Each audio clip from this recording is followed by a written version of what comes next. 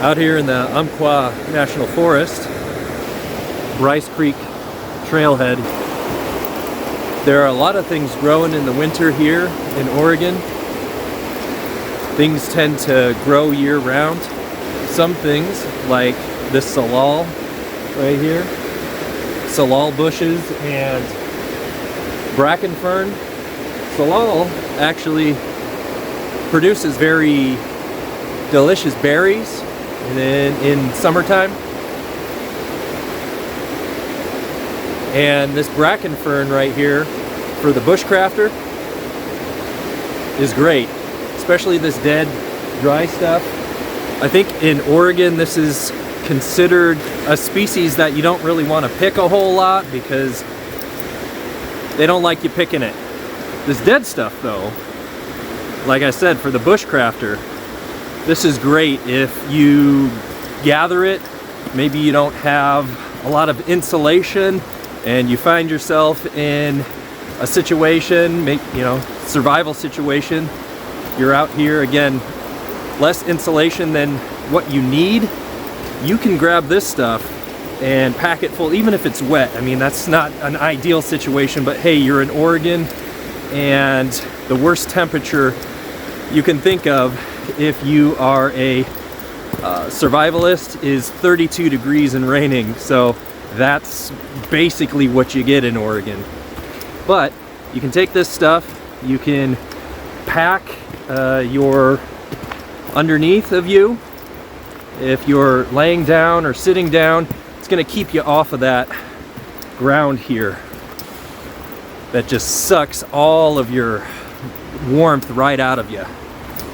So this stuff is good. This is good stuff. On top of the salal and bracken fern, there are some other things around here. Again, there's raspberry and blackberry still growing as far as the leaves, not the berries, of course. There are still geraniums growing, and many forms of geranium can be eaten. They can be eaten raw. Great source of nutrition. Shining cranesbill is one of them. Another one is herb Robert. Those are great sources of foraging food.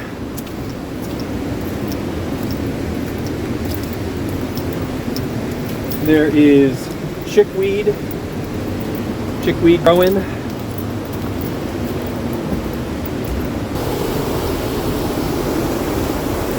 Wow, look at this. Let's go check that out.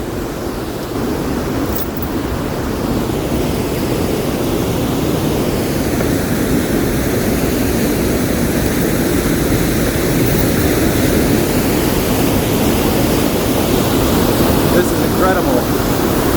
This is a natural waterfall. Very, very beautiful. Very, very unforgiving if you were to fall into that.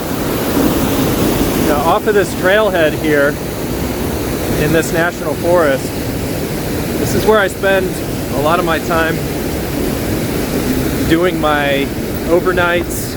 I've come out here a few times with barely any gear at all, and the conditions at night are cold, wet, just how I like it. When you put yourself in an uncomfortable situation, you can learn a lot. Not only a lot about skills and survival and using the wilderness to craft things and make things just a little bit more comfortable, but you learn a lot about yourself in the process. You learn a lot about your limitations, the comfortable lifestyle that you're living, until you get out into the wilderness and challenge yourself in this way. There's a lot of things about yourself that you discover. And when you're home and you're safe and you're working that 9 to 5, things can seem very comfortable. And you may have ideas to get out and do things like this, walk the trails and maybe there's some excuses. Today I don't want to go because this or that. It's a couple hours out of the way. I've got this to do. I've got to work on the yard. I've got to figure out what's going on with my finances. I've got thousands of excuses. But if you're anything like me and you absolutely adore the outdoors and the experience, there's no excuse that should keep you from coming out here and doing this type of stuff. At least, I mean at the very least, once per month. There are so many benefits psychologically and physically that should not keep you from coming out here and at least walking a trail.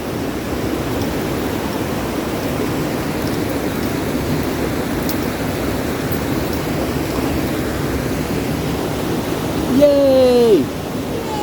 It's a foggy day out here. Again, this is winter. Mid-winter here. January. But look at the beauty.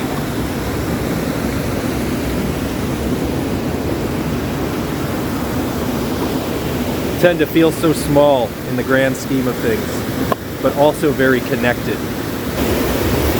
Passing people on the trail here even, and there's a lot of mushroom hunters out here today.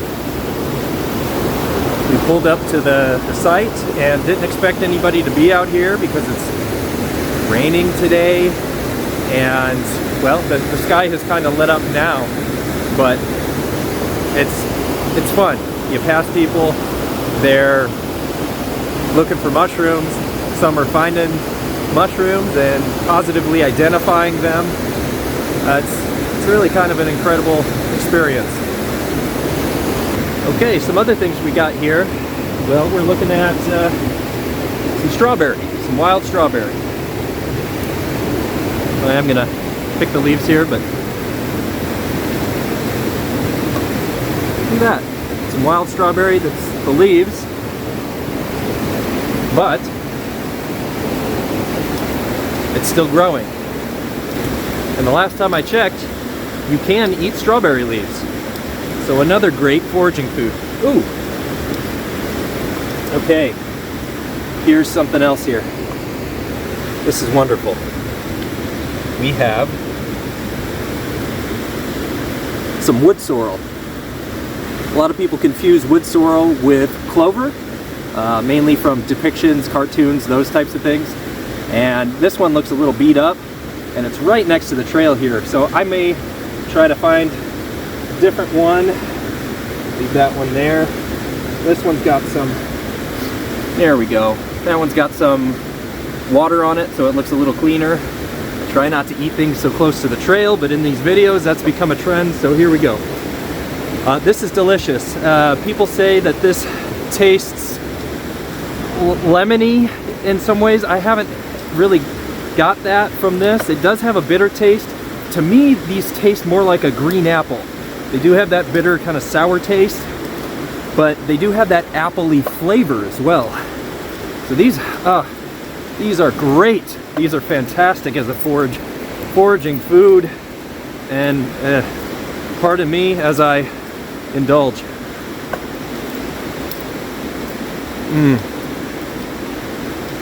Very distinctive. Yes, incredible. Yeah, that green apple taste. Love it. Ooh.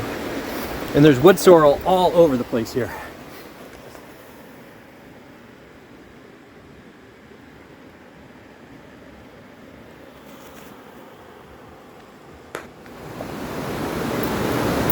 And you don't have to be a forager to enjoy this. You can come out and with some light hiking boots or shoes, hiking shoes, and a little bit of balance, you can enjoy this. It's a great break from the rest of the world, from the 9 to 5, and from the hectic lifestyle we all tend to live. The air is fresh and crisp.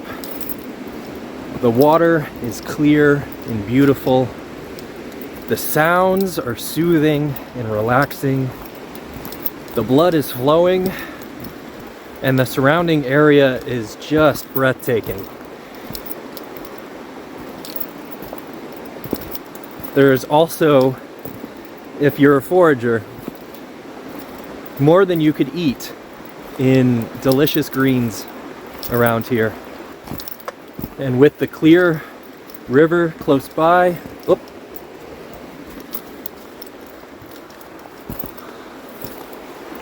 and if you have a filter of some sort, and in Oregon right now, the fire danger is very low, considering it's winter and it rains a lot here. So you could even start a fire if you want. Again, safely. And there's many means and routes to do that. And you could boil your water if you would like. You could come out here with the right skills and minimal equipment and have a wonderful time. Now, in any situation like this, when you venture too far out of civilization, it may not be always the best idea if you are underskilled and don't have a means of navigation or general knowledge of location. So you have to be mindful in any situation like this, and you have to be careful. You do have to know your surroundings, you have to know yourself and limitations, and you have to know your plants and wildlife. If the idea in the plan is to come out here and maybe do some of the things that I do, such as doing an overnight with minimal equipment, I enjoy that. I think that type of thing is just some of the best fun you can have on the planet. Takes you back to a simpler time, and the worries and cares of other things, again, as we talked about earlier, they diminish, they go away, because now you're concerned about other things. You're concerned about when the sun goes down, am I going to stay warm?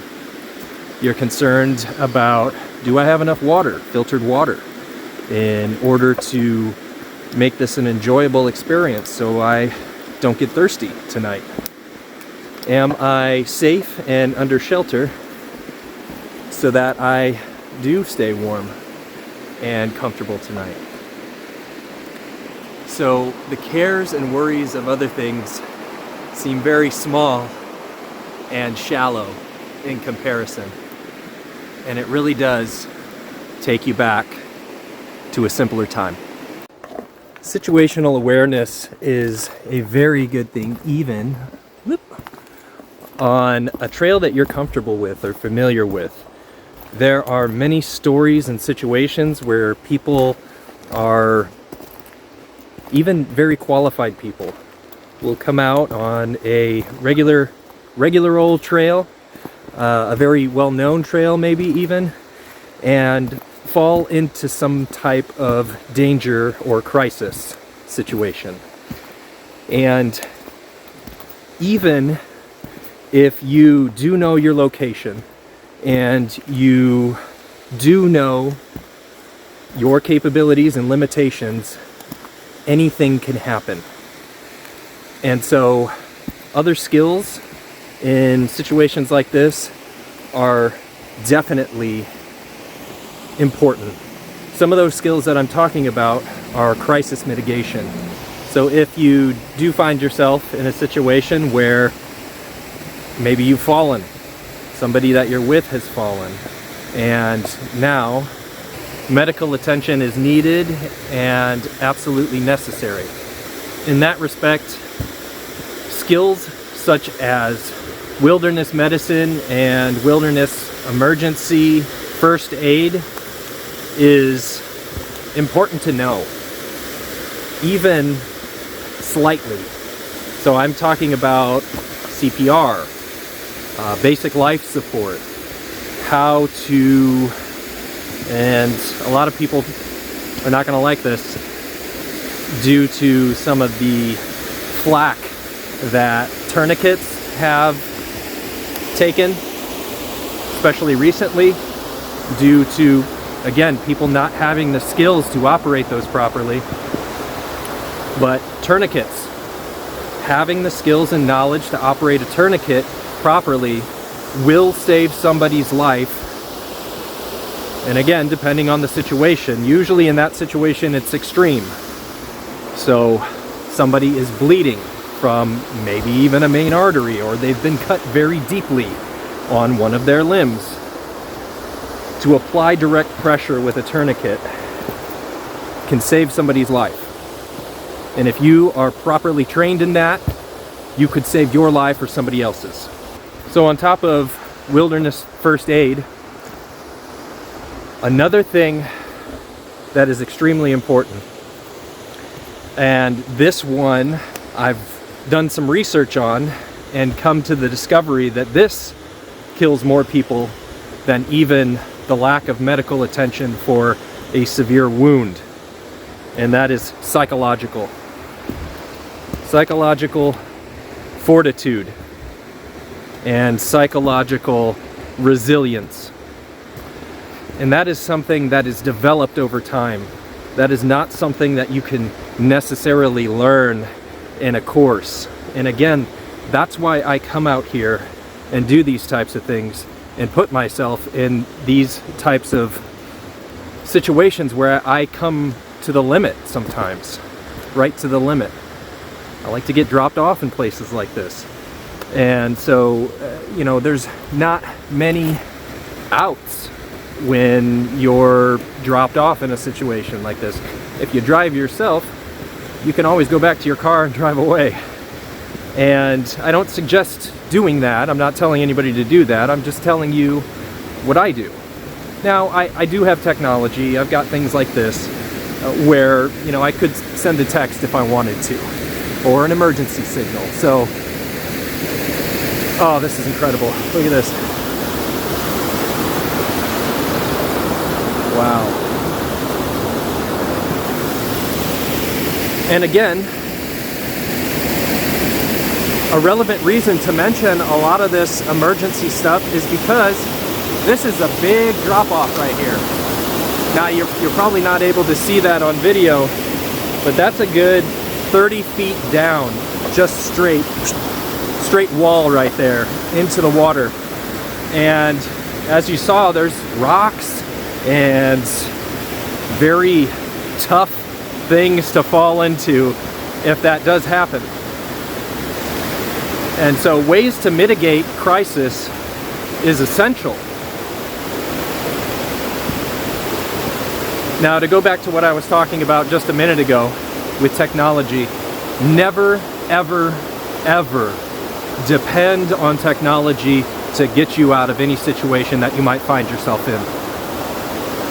It's great, it's convenient, it's handy, but you should never depend on that. Now,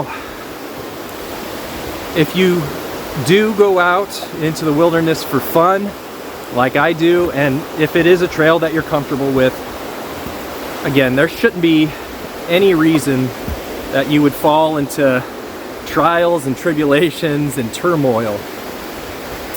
But things can happen, and things do happen. So it is always a smart idea to be prepared.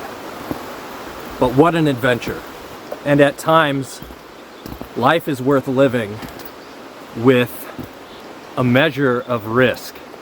But it is never smart to risk your health and safety or the health and safety of somebody else. Know your limitations, but be prepared. There's my girl. What you got? Oh, still got your slingshot?